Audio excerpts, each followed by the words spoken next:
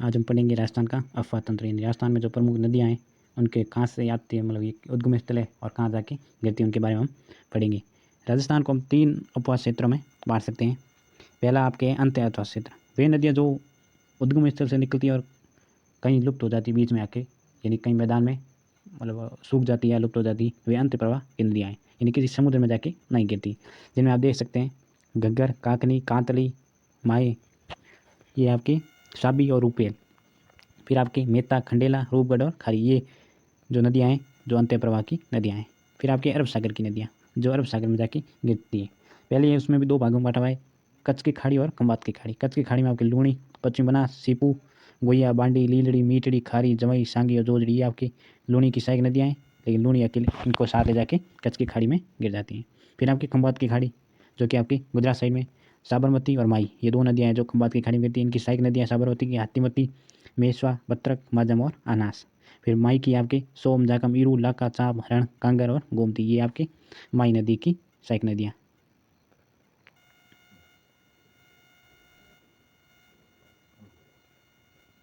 इसके बाद आप बंगाल की खाड़ी की तो गंगा, यमुना जो कि उत्तरी भारत में ब्यास उत्तर प्रदेश में रहती है, उनकी जो है बाणगंगा, गंभीरी, पार्वती और चंबल। फिर आपकी बाणगंगा की आपकी गोमती वाला, सुरा, सैंसा, खेर और फिर आपके पार्वती के सेनी और मेंढका। फिर ये इनकी जो भी है सहायक नदियाँ हैं।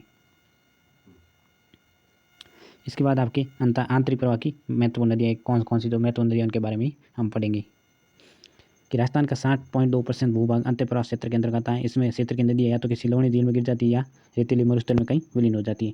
नदी अपने उद्गम स्थल से निकलती है लेकिन वो बीच में ही कहीं गायब हो जाती है, चाहे झील में गिर जाती है या फिर रेतीले मरुस्थल में गायब हो जाती है। पहला है आपके घग्गर नदी। घग्गर नदी आपके राजस्थान के अंत्य प्रवाह की सबसे महत्वपूर्ण नदी है। ये शिवालिक पहाड़ियों से कालका यानी हिमाचल प्रदेश की निकलकर पंजाब, हरियाणा से बहते हुए टिब्बी, हनुमानगढ़ के समीप राजस्थान में प्रवेश करती है। ये नदी तलवाड़ा झील स्थित है। इस नदी पर यह नदी सामान्यतः भटनेर, हनुमानगढ़ जो भटनेर जिला हनुमानगढ़ में समीप विलीन हो जाती है, लेकिन अच्छी बारिश होने पर सूदगढ़, श्रीगंगा तक बहती है। अत्यधिक बारिश, बाढ़ आने पर ये पूर्व काल में ये नदी अपना पानी फोर्ट अब्बास वर्तमान पाकिस्तान तक ले जाती है। कभी कभार अगर ज़्यादा बारिश हो जाती है जहाँ ये हिमाचल प्रदेश में, तो ये नदी पाकिस्तान की ओर बहती है अंतिम छोर तक। वैदिक काल में इसे सरस्वती नदी कहा जाता है। उस समय ये नदी आगे चलकर सिंधु नदी मिल जाती है। पाकिस्तान में इस नदी को एक भाग को हकड़ा या हकरा नदी, हकरा कहा जाता है। पाकिस्तान में इसका नाम है हकरा या हकरा। इसे नाली भी कहते हैं। ये देखिए श्रीगंगा हनुमान जिलों में घग्गर नदी के पहाड़ क्षेत्र को नाली कहते हैं और यहाँ पर ये भेड़ प्रसिद्ध है जो भी नाली के नाम से जानी जाती है। फिर आपकी कांतली, ये सीकर में है। शेखावाटी क्षेत्र की प्रमुख नदी कांतली सीकर जिले के खंडेला की पहाड़ी से निकलकर झुंझुनू जिले में प्रवेश करके चुलू जिले की सीमा और निकट मंडरेला गांव की सरहद में विलीन हो जाती है। लगभग 100 किलोमीटर इसकी लंबाई है और नीम का थाना क्षेत्र में कांतली के किनारे गणेश्वर की ताम्रलिक संहिता स्थित है या मिली है। फिर आपकी काकनी नदी, काक या काकने या मसूरी, ये जैसलमेर नदी के दक्षिण में कोटड़ी गांव से निकलकर बुद्ध झील का निर्माण करते हुए मीठा खाड़ी यानी खड़ी नामक अस्थायी झील कहकर विलीन हो जाती है। फिर है सावी नदी या साइबी नदी। ये नदी शेवर की पहाड़ियाँ जयपुर से निकलकर अलवर जिले में बहते हुए हरियाणा के पटौदी, गुड़गांव, उत्तर प्रदेश में विलीन हो जाती है। मुगल काल में ये नदी भयंकर बाढ़ के लिए जानी जाती है। इसकी सहायक नदी सोटा है। फिर है मानता नदियाँ, मेढा या मेढा, विराट की पहाड़ियों से मनोहरपुर, जयपुर से निकलकर ये नदी नागौर जिले में प्रवेश करके सामर झील में गिर जाती है। फिर आपकी रूपगढ़ नदी, ये भी सामर झील में गिर जाती है। सलेबा अजमेर से निकलकर जयपुर जिले में प्रवेश करके सामर में गिर जाती है और खारी इसकी प्रमुख सहायक नदियाँ हैं। ये आपके प्रमुख हो गई आपके अंतर प्रवाह की नदियाँ। ये देख लीजिए आपकी अंतर प्रवाह की नदियाँ।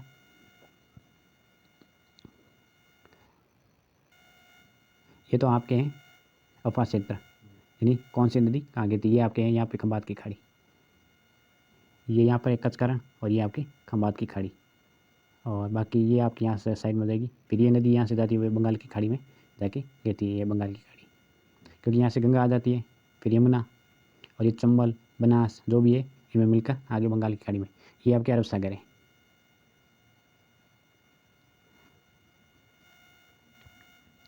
फिर आपके अरब सागर का अफवाह तंत्र। पहले आपकी लूणी नदी, थार के मरुस्थल पश्चिम राजस्थान की सबसे महत्वपूर्ण लंबी और लूणी नदी साबरमती के रूप से अजमेर के पुष्कर के मध्य स्थित नागपाड़ से होता है। यानी इसका उद्गम स्थल आपके नागपाड़ से होता है, अजमेर से। एक बार प्रश्न पूछा गया है कि अगर लूणी नदी में बाढ़ आ जाए, लूणी नदी में पानी अगर ज़्यादा हो तो बाढ़ कहाँ आएगी, किस क्षेत्र में बाढ़ आएगी। लूणी नदी में बाढ़ आ जाती है तो कौन सा क्षेत्र सबसे ज़्यादा प्रभावित होगा, तो उसका उत्तर था आपके बलोत्रा, क्योंकि आपको पता है कि अजमेर ऊपर की साइड में यानी पहाड़ पे, तो ये नदी लूणी नदी ऐसे आती है ठीक है ना। और बालोतरा उसकी पेट यानी ज़मीन उसकी धरातल से नीचे है, तो इसलिए सबसे ज़्यादा पानी यहीं पे आता था। और ये नदी लूनी नदी है, वो यही बालोतरा से आगे मीठी हो जाती है और यहाँ आके खारी हो जाती है। यानी यहाँ पर मीठी है पहले, फिर बाद में खारी हो जाती है, इसलिए इसे मीठी या खारी नदी भी कहते हैं। आगे देखते हैं कि चंबल के बाद इससे दूसरी सबसे बड़ी नदी है। ये 10% अथवा क्षेत्र लूनी बेसिन के अंतर्गत आता है, यानी 10% हिस्सा इसका आता है। ये नदी अजमेर जिले से निकलकर नागौर, पाली, जोधपुर, बाड़मेर और जालोर कुल 6 जिलों से होकर गुजरात के कच्छ के रण में प्रवेश करते हुए फैल जाती है। इस नदी में न्यूनतम लंबाई लगभग 350 किलोमीटर और राजस्थान में इसकी लंबाई 330 किलोमीटर है। उद्गम स्थल से बालोतरा, बाड़मेर में इस नदी का पानी मीठा होता है। बालोतरा के 55 झील है, उसके निकट होती लवणी क्षेत्र से खारे से निकलकर इसका जल लवणी हो जाता है, क्योंकि आगे रेगिस्तान का क्षेत्र आ जाता है, जिसके कारण उसका पानी खारा हो जाता है। लूनी नदी के किनारे बिलाड़ा, बालोतरा, तिलवाड़ा, नाकोड़ और गुड्डामाली नामक नगर बसे हुए हैं। जोधपुर जिले के बिलाड़ा के पास दर्शन सागर बांध बना हुआ है। लूनी की प्रमुख सहायक नदी आपके जवाई, बांडी, गुइया, लीलड़ी, सूकड़ी, सगई, मीटड़ी इत्यादि अरावली पश्चिम ढालों से निकलकर इसके बाईं ओर मिल जाती है, जबकि इससे दाईं ओर मिलने वाली सहायक नदियाँ हैं जोजी और सरस्वती। ये आपके दाईं ओर से यानी जोधपुर साइड से मिलती हैं और बाकी आपके बाईं ओर से मिलती हैं। फिर आपके इसमें इंपॉर्टेंट पाली जिले की सुमेरपुर निकट जवी नदी पर जवी बांध, मारवाड़, अमृतसर गढ़ा या कुंड मारवाड़ का अमृत सरोवर या अमृत कुंड बनाया गया है। उदयपुर जिले के सई नदी का एक सुरंग माध्यम से जवी नदी में डाला गया है। इसके बाद आपकी पश्चिमी बनास, ये नदी सिरोज नगर के पूर्व में स्थित भाकर पर्वतीय क्षेत्र नया सनवाड़ा गांव से निकल गुजरात में प्रवेश करके लिटी रन यानी कच्छ का रण से होते हुए कच्छ की खाड़ी में गिर जाती है, में गिर जाती है। सीपू या कृष्णावती इसकी सहायक नदियाँ हैं। आबू पर्वतीय क्षेत्र का इस नदी में जाता है। पश्चिमी बनास नदी स्वरूपगंज सिरोही के निकट बनास बांध बना हुआ है। फिर आपकी माई नदी, सबसे इंपॉर्टेंट नदी है माई। पहले इसके नाम देख लेते, बांगड़ या काटल की गंगा। ये नदी मालवा क्षेत्र के धार जिले के अमरमोर क्षेत्र के मेद झील से निकलती है। राजस्थान में माई नदी खाटू गांव, बांसवाड़ा के समीप प्रवेश करके अंग्रेजी वर्णमाला में यू अक्षर के आकार में घूमती हुई गुजरात के खंबात की खाड़ी में गिर जाती है। यानी कि इसे हम ऐसे देख सकते हैं, ये आपके बांसवाड़ा में प्रवेश करती है और फिर इसका ये इस तरह यू आकार का शेप लेती है। ये नदी राजस्थान की कर्क रेखा को 2 बार काटती है, क्योंकि कर्क रेखा आपको पता है बांसवाड़ा और डूंगरपुर से गुजरती है, तो इसके कारण ये यू आकार के कारण इसको 2 बार काटती है। माई नदी की कुल लंबाई 576 किलोमीटर, राजस्थान में इसकी 171 किलोमीटर मानी जाती है। ये कई बार क्वेश्चन पूछा गया है आपकी कि बांसवाड़ा, प्रतापगढ़ जिलों के माई के पास क्षेत्र को छप्पन का मैदान कहते हैं और छप्पन की पहाड़ी आपकी बाड़मेर में है। छप्पन का मैदान और छप्पन की पहाड़ियाँ अलग है। छप्पन का मैदान आपकी ये आपके बांसवाड़ा, प्रतापगढ़ जिलों में स्थित है, जबकि छप्पन की पहाड़ियाँ ये आपके बाड़मेर जिले में।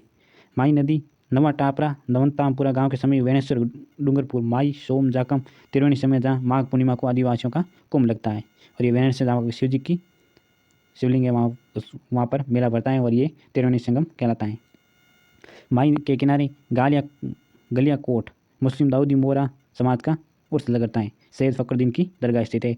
माई नदी पर राज्य में बांसवाड़ा जिले के लोरिया, बोरखेड़ा गांव के समीप माई, बजाज, सागर, कागदी पिकअप बांध बनाए गए हैं। इस नदी के गुजरात में पंच जिले कांडा बांध बनाया गया है, जो गुजरात में स्थित है कांडा बांध, ये बनाया गया है माई नदी पर।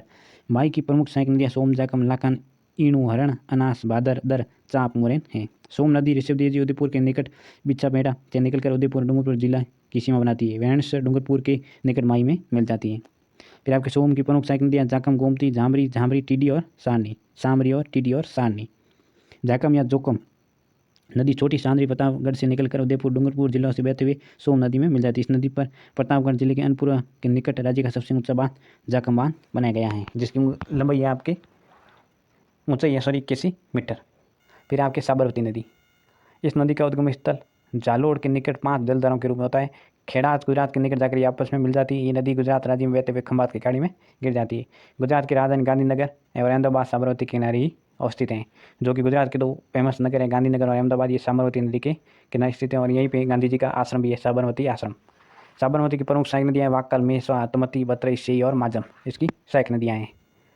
ये आपके अरब सागर का अफवातंत्र। बीकानेर और चूरू 2 जिले ऐसे हैं जहाँ पे कोई नदी नहीं बहती। यहाँ पर कोई नदी नहीं है। बाकी आप देख सकते हैं ये साबी, मेहता, रुपेल, कांतली, रूपगढ़ जो सामर जिले में गिरती है, सरस्वती, सागरमती, जोजड़ी, जोधपुर की लूणी, ये आपके अजमेर से, लीलड़ी, सूकड़ी, बांडी, खरवा, सूकड़ी, मीठड़ी, फिर सूकड़ी, खारी, जमई, ये लूणी आपके बालोतरा में आके खारी या मीठी हो जाती है, यानी आगे खारी और फिर पीछे मीठी। और ये आपके खंबात की खाड़ी और ये आपके अरब सागर यानी कच्छ का रण।